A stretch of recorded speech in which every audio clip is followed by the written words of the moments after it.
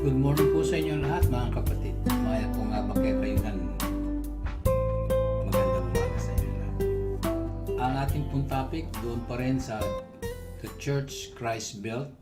Part 3 na po tayo sa ating series 2. Ating pong basahin yung ating teksto, John chapter 4, 23 to 24. Ganito po ang nakasulat. But the hour cometh, and now is, when the true worshippers shall worship the Father in spirit and in truth. For the Father seeketh such to worship him. God is a spirit, and they that worship him must worship him in spirit and in truth. Mga kapatid, doon po sa huli nating pagtalakay sa part 2 po natin sa series 2, natatandaan ko po yung pinag-aaralan natin hinggil po doon sa naisulat po ng kapatid na Apostol Pablo, na Apostol Pedro, doon sa unang Pedro, Kabanata 2:5. At nasabi ko po sa inyo, akin pang i-expound ito ng maigi nang sa gayon magkaroon po tayo ng grasp sa katotohanan na ang ating tayo po ng iglesia ng ating Panginoong Jesucristo ay mayroon pong purpose, mayroon pong pakay. Sa mandali po mga kapatid, nakakuha na po tayo ng isang Canon Vixia HFR 800. Ito po yung video camcorder na gagamitin ko para doon sa pagsusulat po sa whiteboard, at nakakuha din may kuwata na pong whiteboard mo naman para magamit po natin sa pagbo-Bible study natin. Magkaroon po kayo ng visuals at masisimulan po natin to sa next Sunday po sa kalooban po ng Diyos. Magbalik po tayo sa ating pag-uusap.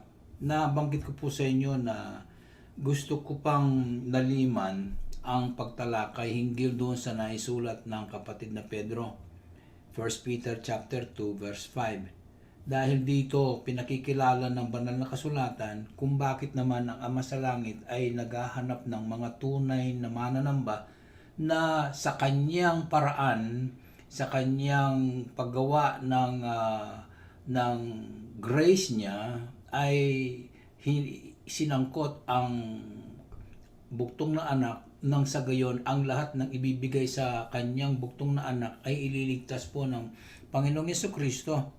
At ito itatayo ng Panginoong Jesucristo, itong mga iniligtas na tinuturuan ng Ama sa Langit na kanyang mga anak, ay itinayo niya ang iglesia, organisasyon na kanyang pinamumunuan. The head of the church is our Lord Jesus Christ. Ito nga, itong mga nasa loob ng iglesia na itinayo ng ating Panginoong Jesucristo, sila lamang po ang tinatanggapan. Inuulit ko po, ang kanyang iglesia lamang ang tinatanggapan po ng pagsamba. At tinuturingan po ng Ama ng tunay na mananamba, at ang kanilang pagsamba ay sa Espiritu at sa katotohanan. Ito yung pakay talaga para magbigay po ng kalwalhatian sa Ama.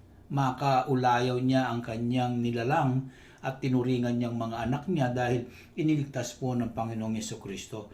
Outside po dito, hindi po mangyayari ang gustong ibigay na pagsamba ng tao. Kaya yung mga ibang relihiyon ay gusto ng Ama sa Langit, for God so loved the world, He gave His only begotten Son, that whosoever believeth in my Son, in His Son, in the Lord Jesus Christ, shall not perish but have everlasting life. Ganun po ang istorya. Mga kapatid, wag po nating isipin na wag po tayo malinlang, sabi po ng banal na kasulatan. Dahil ang Diyos hindi mo malilinlang. Ba't sinasabi ng banal na kasulatan ito? Dahil sa mga panahon ng pagkalalang ng tao, ay luluubin niya magkaroon siya ng kanyang sariling Diyos, na tunay naman may Diyos. Subalit, ang gusto niyang Diyos na kanyang kayang pasunurin sa kalooban ng tao. yung gusto lamang niya. Kung gusto niya manalangin sa mga oras na convenient sa kanya, o magsamba siya, gusto niya itaas ang kamay niya, tatakbo siya sa loob ng kanyang pagsamba, o hindi po ganon. Kaya minabuti po ng Ama sa Langit na magkaroon ng iglesia na nakatipon po dito lahat ang mga anak niya na iniligtas po ng Panginoong Jesucristo, na tinatawagan niyang mga tunay na mananamba. Sila ay sasamba sa Ama dahil hinaantayan po ng Ama ang kanilang pagsamba bilang appreciation, bilang pagkilala, bilang pag-alay. Pagbibigay po kasi ang pagsamba. Inuulit-ulit po natin to dahil sa banal na kasulatan nakasulat din na kailangan mong i-rehearse. Kasi ang ating mga kaisipan, mamayang konti lang, iba na ang takbo nito. Iba na sa ibang sulok na pinupuntahan. Subalit, kung ito ay parating nare-rehearse sa atin, laging na tutukoy sa atin, panetayang daramdaman, ababalo tayo. Mo ababalo, magdaragdaging baluta mo, kaya nga babaluta mo, lalong-lalo na po, ang panemen daramdaman, kalupanan ng kanta po, ang bagya mo, hindi mo na namamalayan, lumalabas na sa bibig mo yung mga lyrics po ng awit, pati yung tono, nakabisado mo na. Ganun po ang gustong mangyari ng banal na kasulatan ng Diyos. Kaya yung mga mananamba ngayon ay sasambahin ng Ama sa Espiritu at sa katotohanan. Dito po lang tinatalakay natin sa katotohanan. Ito po, pagsimulan po natin, 1 Peter chapter 2 verse 5. Ye also, nabanggit na po natin ito, nabasa na natin last time. Kayo rin, as lively stones are built up a spiritual house, a holy priesthood, to offer up spiritual sacrifices acceptable to God by Jesus Christ. Kung meron silang sinasabi na ang John 3:16 is the very center core of the whole text, of the whole context of the Bible, ganito rin sa 1 Peter chapter 2. Dito lamang na verse na ito, makikilala mo ang stretch po ng lahat ng nakasulat sa banal na kasulatan. Ito po yung pinakadulo, pinaka-ultimate na makikita mo ang goal ng Panginoong Diyos kung bakit niya nilalang ang lahat. Nasimulan po ng kapatid na Pedro yung sinasabi niyang, kayo rin, you also, sabi niya. Alam po ninyo, ang reference po ng you also ay umahantong at bumabalik, laging back and forth po ito sa ginawa po ng ating Panginoong Jesucristo. It reference to salvation which was done or over and done to those who were given grace by the Lord God, Father in heaven, na sinasabi na ang Diyos mismo, ang Ama sa Langit, ang gumawa ng paraan o gumawa ng aksyon by way of His grace, kasi po ang grace ay hindi lamang po yung favor na binigay ng Diyos sa atin, hindi lamang po, yun ang kilos niya, kinikilos niya ang sarili niya at inaayos niya ang kanyang ikinikilos. Ang tawag po dito, binibigyan niya ng repentance. Kaya itong you also who have repented, na may kama, and were saved by the Lord Jesus Christ by way of your faith given to you by the Lord Jesus Christ as a matter of your trust in Him. Na pagkatapos mong magbago ang iyong kaisipan, na ang isip mo ay sa pamilya mo lamang, sa magulang mo lamang, sa mga anak mo lamang, wala kang alinlangan sa iyong trabaho lamang, sa mga kaibigan mo lamang, ang iyong isip doon lamang sa iyong ginagalawan at sa ang sinasabi ng mga balita, sinasabi ng mga nakakaalam sa iyo, at itong mga bagay na ito ang laman ng iyong buhay. Puwera ang Panginoong Jesucristo, puwera ang banal na Espiritu, puwera ang banal na kasulatan, puwera ang Tatay sa langit. Subalit pagdating po ng aksyon ng Ama sa isang taong kanyang ibibigay kay Kristo, ay gusto niya itong magbago ang kanyang kaisipan. Kaya pagka sumisi ang taong to na sinasabi natin pagsisisi, translation po natin sa wika natin ang salitang repentance into our word calling na pagsisisi. Kaya they repented, nagbago ang kanilang kalooban, nagbago ang kanilang isip. Na nung una para doon sa kaliwa, ngayon hindi na. Para sa langit na, para sa Ama na, para sa banal na Espiritu, para sa Panginoong Jesucristo, para sa mga nakasulat sa banal na kasulatan, para sa kabutihan, nagbabago po, nagbago. Dahil ang lahat ng lumapit kay Kristo ay mga bagong nilalang na, sabi, naboborn again. Kaya't mga kapatid, sila nga, ye also, sabi, kayo rin, dito, nabanggit ko sa inyo, na istorya ko sa inyo kung paano itong you also na to. Mahaba pong nangyari. Kaya sinasabi ni Apostol Pedro, you also, as lively stone, kayo ngayon nangagsisi, pagkatapos nanampalataya sa ating Panginoong Jesucristo, at pagkatapos pinayagan ang inyong kalooban na magpabinyag para maglingkod doon sa loob ng itinayong iglesia ng ating Panginoong Jesucristo. Kaya't sinasabi, kung hindi ka kalalapit kay Kristo, na hindi ka ililigtas ni Kristo, na hindi ka itutulak ng Ama kay Kristo, ay wala. Hindi ka makapagsamba sa Kanya. Hindi mo kayang ialay ang iyong maiaalay mo ang question tatanggapin kaya? Ang maraming mga iglesia, hindi naman sa ating niniliit sila, dapat sila mag-isip-isip. Sila rin may katwiran, may parte sila, may share po sila sa kingdom ng ating Panginoong Jesucristo. Kaya sinabi ng Panginoong Jesucristo, seek ye first. Sa kanya mismong salita, binigkas po niya, seek ye first the kingdom of heaven or the kingdom of God. Yun ang gusto niya. Kung sinabi ni Solomon ang kabuang katungkulan ng tao ay matakot sa Diyos at sundin ang kanyang mga batas. Kung sinabi ang batas na ito, seek ye first, mag-isip-isip ang mga pastores, sa mga ministro ng mga ibang relihiyon. Ang iisipin nila, mahirap na kasing makita ang katotohanan. Hindi po mga kapatid, nandiyan ang banal na kasulatan.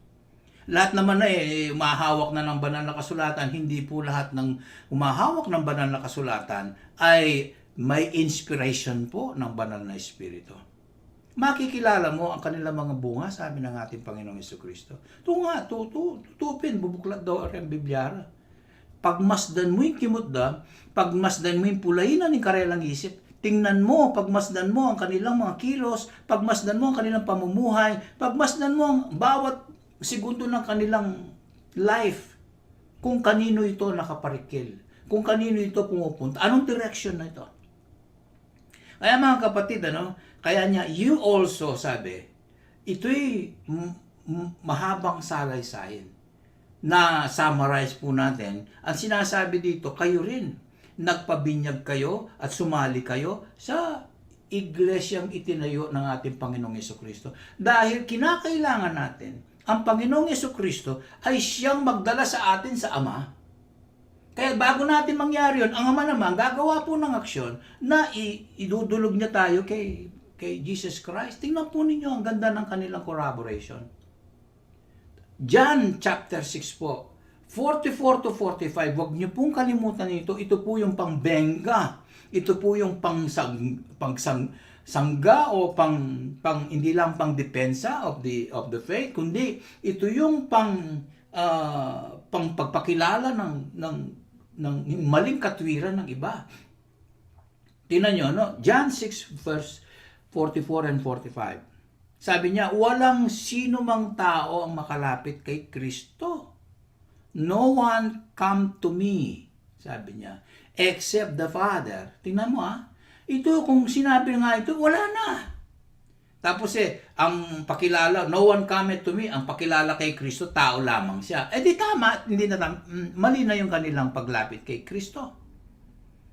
Hindi naman kasi tuturuan ng Ama ng hindi tamang kaalaman para sa kanyang buktong na anak eh. Kaya ang lumalapit kay Kristo may tamang pagkilala.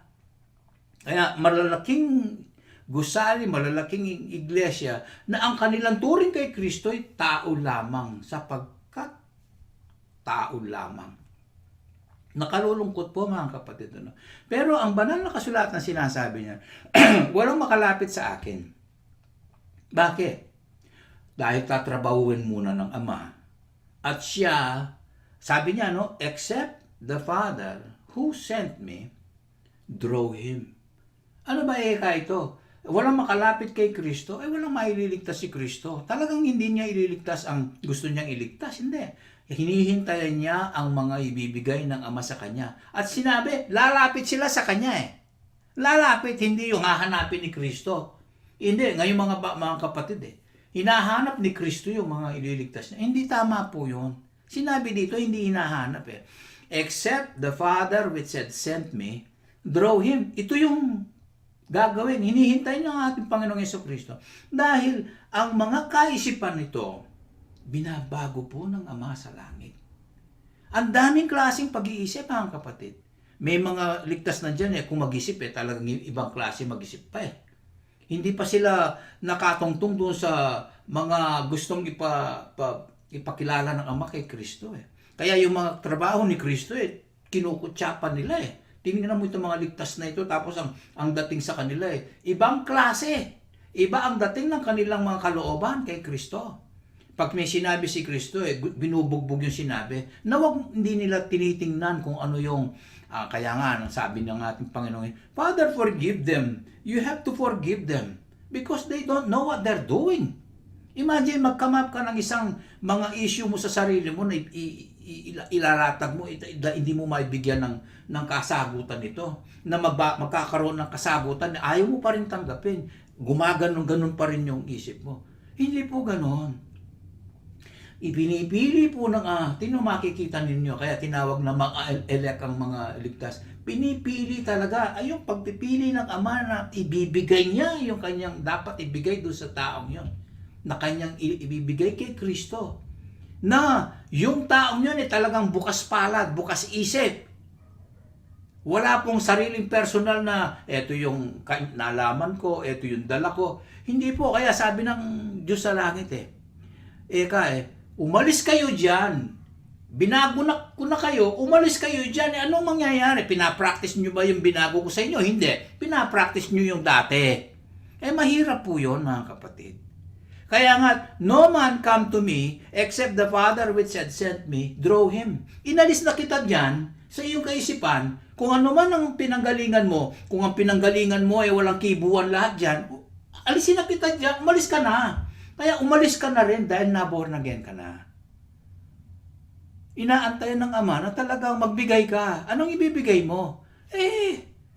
Wala kang maibigay Ay, bigay mo yung fellowship mo. Hindi, hinihintay mo pa yung ikaw ay matawagan, hinihintay mo yung, eto na yung panahon, sige na, kain na tayo. Gusto mo, pagsilbihan ka pa ata Hindi pwede. Pag hinain po ng Ama ang kanyang banal na salita, talagang dapat magbigay tayo ng panahon natin. Ganyan po. Kaya ang ating samahan ng Metro Angeles First Landmark, talagang maalingaw sa community ng mga Baptist. Pag nabanggit ang mga Metro Angeles, mga loko rin, biyasa la rin. Tutunawan po Marokwari. Naman Maroke. Kung nan may tatang, kaya pa ang umpisa, He will draw you He is the author of the drawing of a person to Jesus Christ. He is the one. Hindi binanggit ang banal na Espiritu. Ang binanggit ang Ama sa langit. He draws them to Jesus Christ. At sabi ni Jesus Christ, hindi ka mapapaya, sabi niya, and I will raise that guy or that lady or that woman or that person, not that baby, that adult person, I will raise him up at the last day. Nagkaroon po kami ng diskurso ng aking ama. Nabuksan ko po sa kanya yung practices po ng Katoliko. Nagagalit po yung ama ko. Hindi po niya ma-depensa kasi hindi ayon sa banal na kasulatan.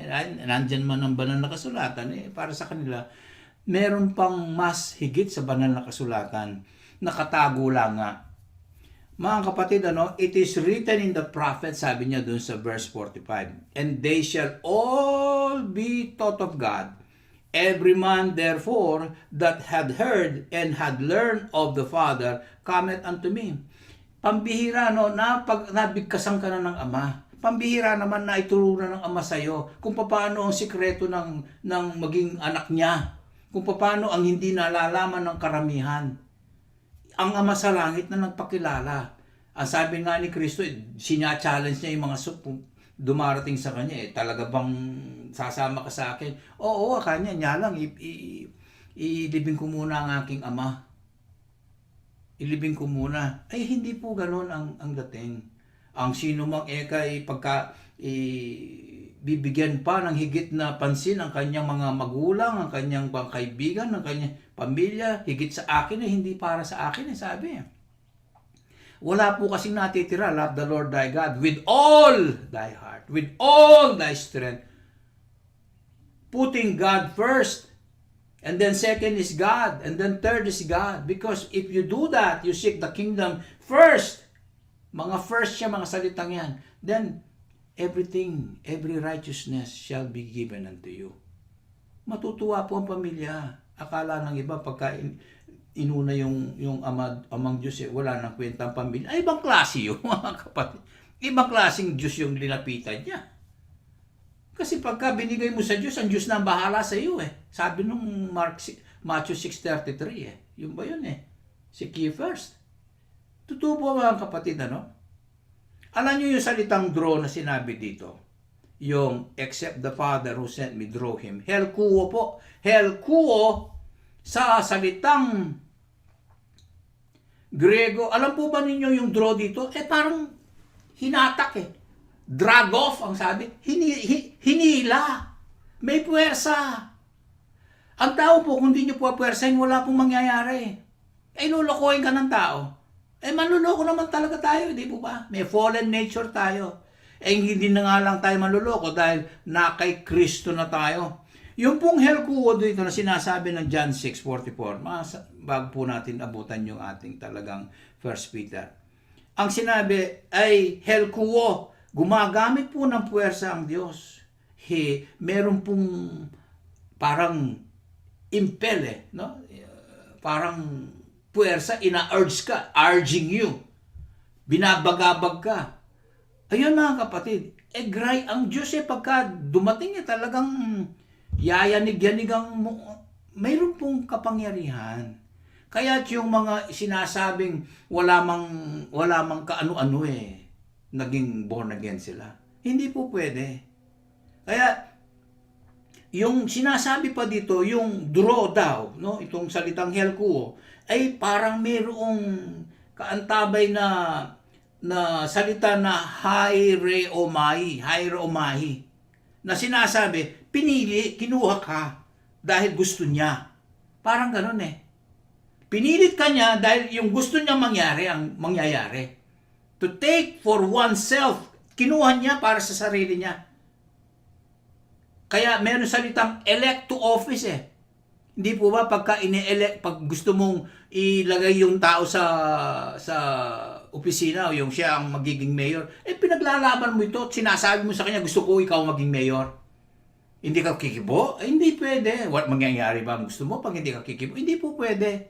Ganito po yung salitang draw na ginamit po ng banal na kasulatan. Kung ang tatay nga ang siyang naghihila na isang makasalanan sa pamamagitan ng kanyang power at tinatawag ng banal na kasulatan itong kapangyarihan na ito ay kanyang biyaya.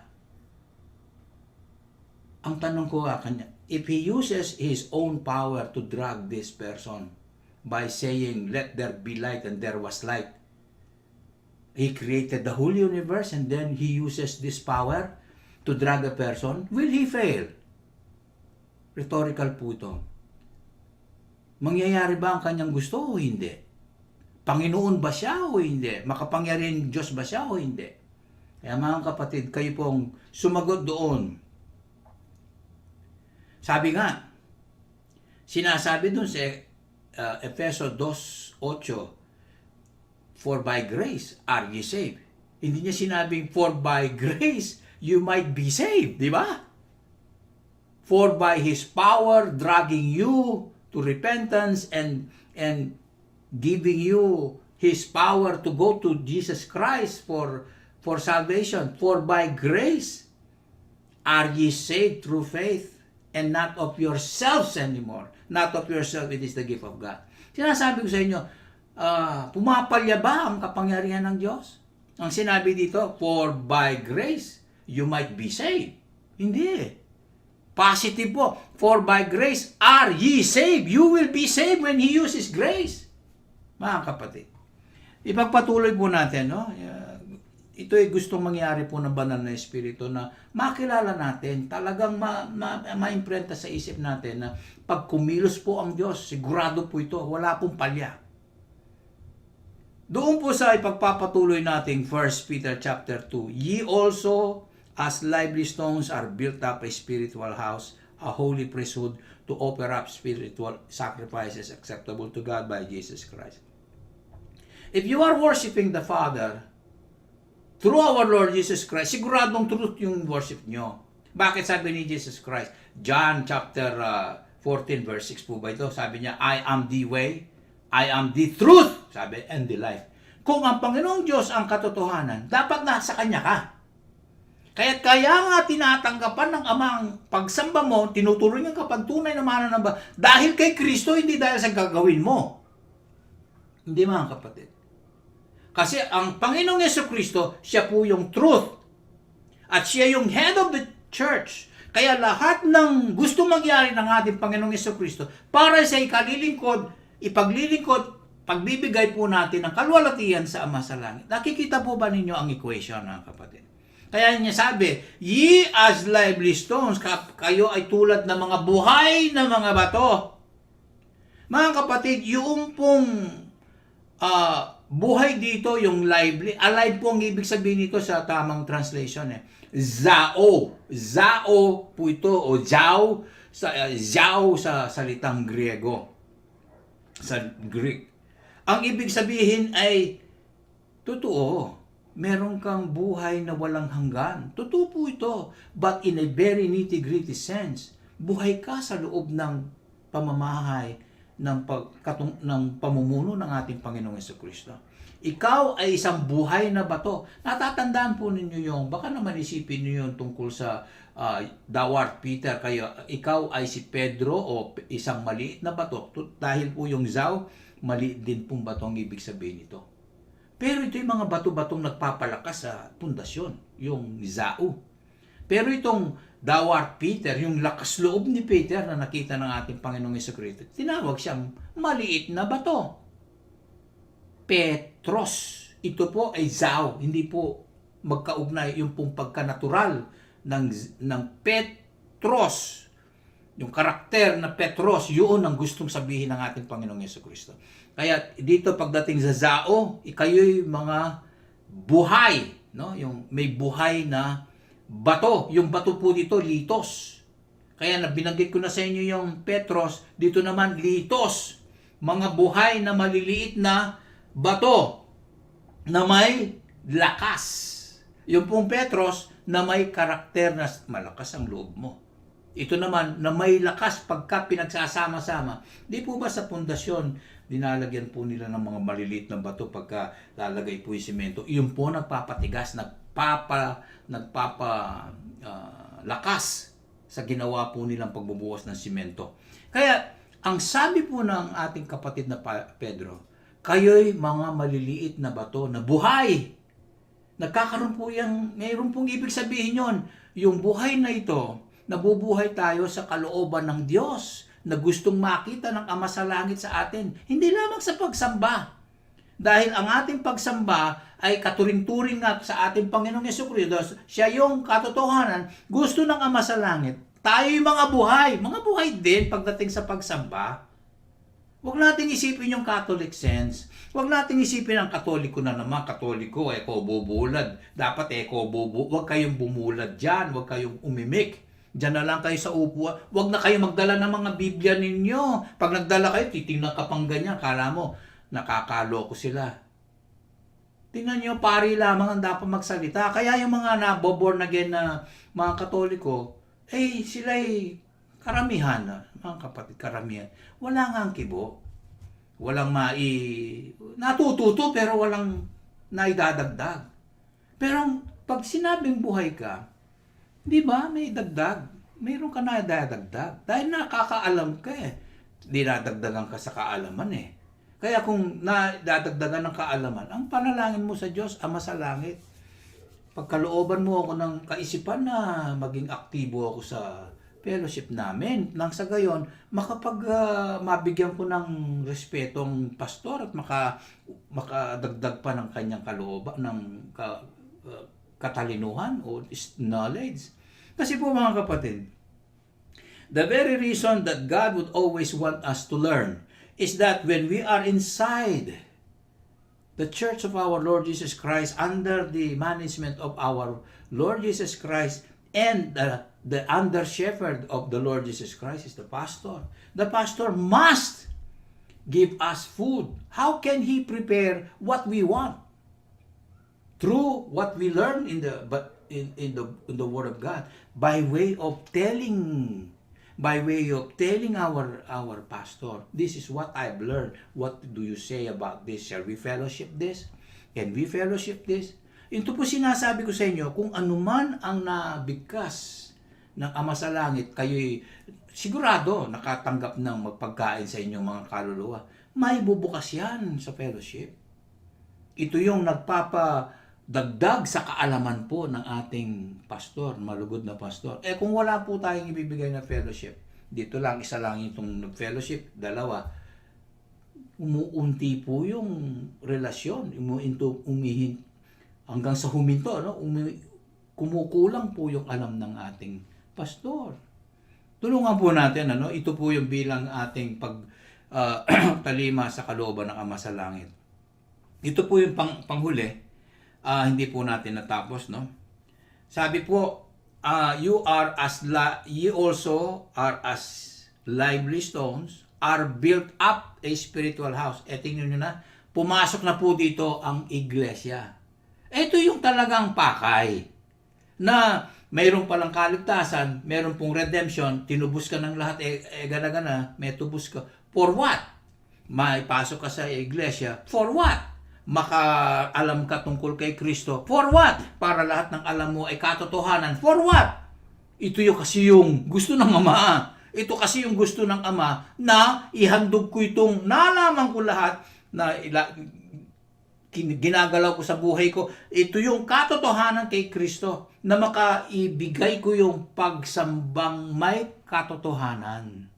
Mga kapatid, bakit pa may spiritual house? Para magkaroon ng pagsamba sa Ama. Sabi niya, nakita natin, are built up a spiritual house. Pagkatapos nating mailigtas ng Panginoong Jesucristo, nakita natin ang purpose niya para tayo bilang mga spiritual na pamamahay ng Diyos. Kasi yung salitang built dito, mga kapatid, built, Katulad po dun sa sinabi ng banal na kasulatan ng ating Panginoong Jesucristo, sabi niya, I will build my church. Yung pong salitang build, oikodomeo. Dito salitang build, oikodomeo din. Ang ibig sabihin, itatayo ko kayo galing sa isang pundasyon. Ano yung pundasyon? Si Kristo. Hindi yung pong relihiyon ninyo. Hindi po yung pagkaalam ninyo. Hindi yung pundasyon ninyo. Hindi, pong aliwang pundasyon.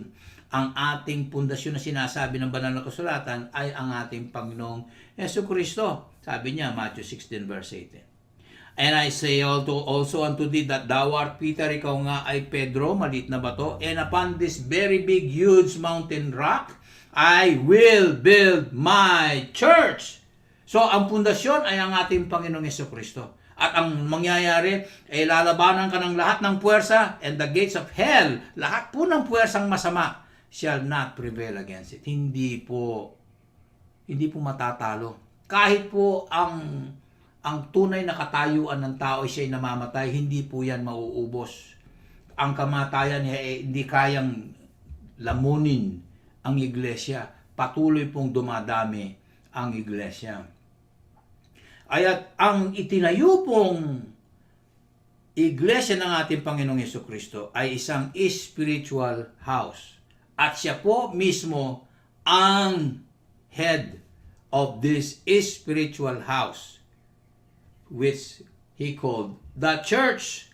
Ephesians 5:23. For the husband is the head of the wife, even as Christ is the head of the church, and He is the Savior of the body. But sinabi pa niya He's the Savior of the body? Talagang hindi niya iiwanan.